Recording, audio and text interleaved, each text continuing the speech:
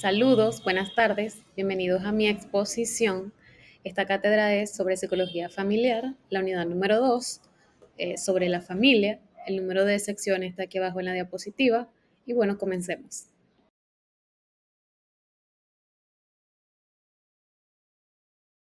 Voy a comenzar con la corriente conductual, la cual surge a inicios del siglo XX como una respuesta al enfoque introspectivo de la psicología anterior. El conductismo es una corriente de la psicología que se enfoca en estudiar el comportamiento observable, dejando de lado los pensamientos o las emociones internas. Gracias a los aportes de esta corriente, hoy se aplican técnicas conductuales en áreas como la educación, la terapia y la modificación de los hábitos.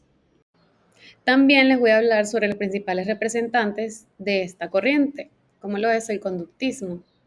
Eh, Entre los principales denotan Pavlov, Watson y Skinner, cada uno contribuyendo con sus teorías para fundamentar esas bases que ya luego se fueron solidificando. Mencionaré el legado como resumen de cada uno de ellos. El legado de Pavlov, su teoría influyó fuertemente en Watson y en la psicología del aprendizaje. El legado de Watson estableció las bases del conductismo como enfoque científico de la psicología y el legado de Skinner aplicó sus teorías en educación, psicoterapia y modificación de la conducta. En resumen, estos autores no solo nos enseñaron cómo se forma el comportamiento, sino también cómo cambiarlo de forma efectiva, lo cual sigue siendo muy útil en la psicología hasta el día de hoy. Fundamentos del conductismo, y aquí les menciono algunos. El comportamiento desaprendido, el uso de condicionamientos, el clásico y el operante, la aplicación de refuerzos y castigos, la importancia de estímulos y respuestas y el rechazo a la introspección. Eh, en resumen, de los fundamentos, el conductismo podría decirse que es de suma importancia porque propone que el comportamiento humano puede ser observado, medido y modificado. Y su enfoque práctico permite aplicar técnicas como el reforzamiento para promover cambios conductuales, siendo este de gran ayuda o clave en áreas como la educación, la terapia y el desarrollo personal.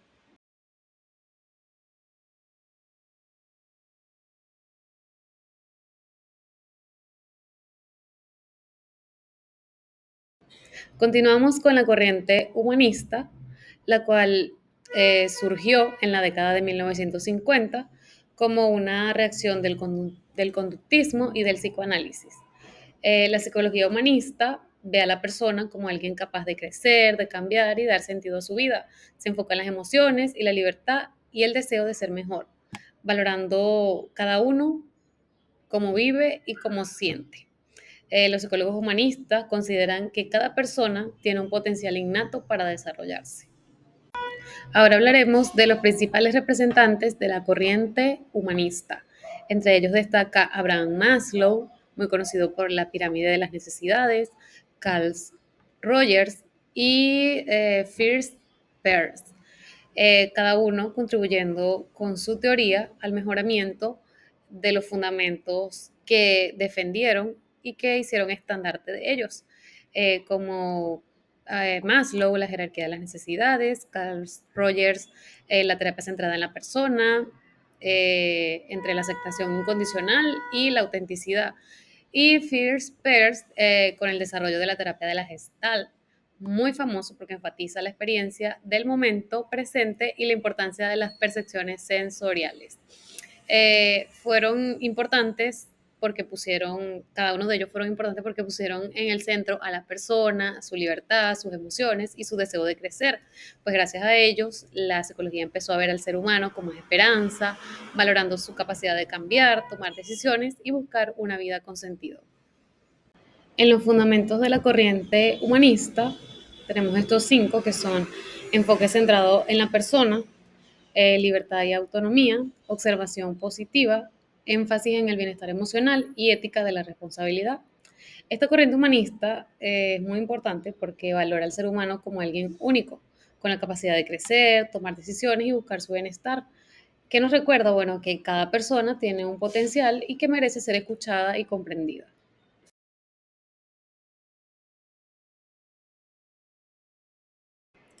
Seguimos con la corriente sistémica, la cual surgió en la segunda mitad del siglo XX a partir de la teoría general de sistemas y de la cibernética.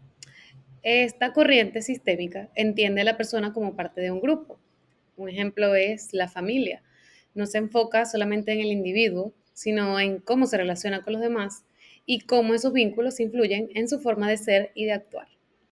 Los principales representantes de esta corriente sistémica fueron Ludwig von der Thalafit, que fue el creador de la teoría general de sistemas, Gregory Bateson, que contribuyó al desarrollo de la teoría de la comunicación, y Mara Selvini Palazzoli, que fue pionera de la aplicación del enfoque sistémico a la terapia familiar. Estos representantes fueron importantes porque mostraron que los problemas personales muchas veces vienen de cómo nos relacionamos con nuestra familia o nuestro entorno. Y bueno, gracias a ello podríamos decir que la teoría empezó a mirar no solo a la persona, sino también a las relaciones que la rodean. Bueno, en los fundamentos de la corriente sistémica tomé 5 de ellos como base, que es la familia es un sistema, cambiar como una parte del todo, la importancia del contexto relacional, la comunicación y roles y la búsqueda de patrones. Se podría decir que esta corriente sistémica, en cuanto a sus fundamentos, es importante porque entiende a la persona como parte de un grupo y no de forma aislada. Sus fundamentos ayudan a ver cómo las relaciones familiares y sociales influyen en el comportamiento, las emociones y los problemas. Y gracias a este enfoque se busca mejorar la comunicación, los roles y los vínculos entre los miembros del sistema, como por ejemplo la familia, logrando cambios mucho más duraderos y sobre todo positivos.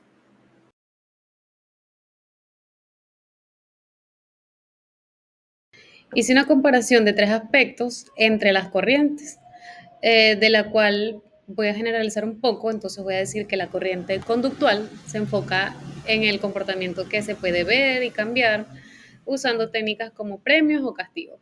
La corriente humanista, en cambio, pone atención en lo que la persona siente, piensa y su deseo de crecer y de ser feliz. Y la corriente sistémica mira a la persona dentro de su familia o grupo y cómo esas relaciones influyen en lo que vive.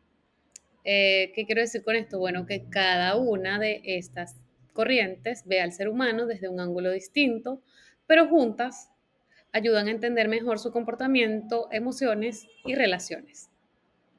Bueno, ahora vamos a responder esta pregunta que fue de suma importancia para el grupo y la cual coincidimos en opiniones con respecto a que si en terapia familiar, ¿cuál es la corriente más conveniente? Bueno, como psicólogos coincidimos en que la corriente sistémica es la más útil en la terapia familiar. ¿Por qué? Porque no mira solo a una persona, sino a toda la familia, ayuda a entender los problemas que hay entre ellos y a mejorar cómo se hablan y se llevan. Así todos pueden cambiar y vivir mejor juntos. Y para mayor respuesta, también colocamos la justificación aquí en la diapositiva, aquí en la parte de abajo. Pueden leerla y reflexionar si están de acuerdo o no con nuestra opinión. La teoría estructural de Salvador Minuchin. ¿Quién fue él? Bueno, fue un importante terapeuta familiar que desarrolló la teoría estructural, la cual es una de las bases de la teoría familiar sistémica actualmente. Él propuso que para entender los problemas de una persona hay que mirar cómo se organiza la familia, cómo se comunican y cómo están distribuidos entre los roles y los límites. Él habló de subsistemas como padres, hermanos o pareja y de límites como las reglas que separan cada subsistema. Dependiendo de si los límites son muy rígidos o muy débiles, pueden aparecer conflictos o síntomas en alguno de los miembros. Eh, los principales conceptos de la teoría de Minuchin, tomé creo que 7, 8, los voy a mencionar. Concepto familia, estructura familiar, límites, subsistemas, jerarquías, ciclo vital familiar y geografía familiar.